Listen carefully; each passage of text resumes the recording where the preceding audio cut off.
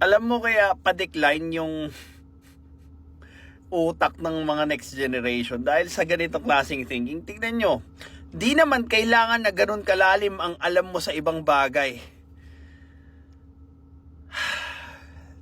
Tangina, nagka-cancer ako doon sa Kaya ka nga nag-aaral para magpalalim. Yung Pilipino kasi nag-aaral para maging komportable lang. Tingin nila pag nakapagtapos sila, end na ng journey nila yon. Yun na yun, magiging komportable na sila, magiging successful na sila sa buhay. They do not realize that studying is an endless cycle.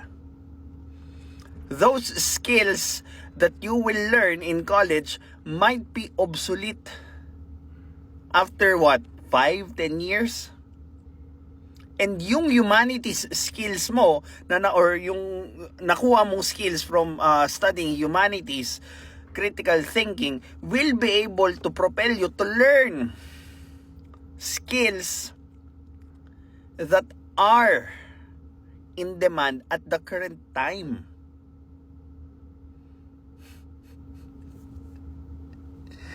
Hindi siya sayang sa oras, Diyos mio.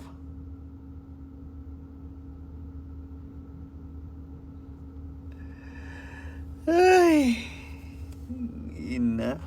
God save the Philippines, boy.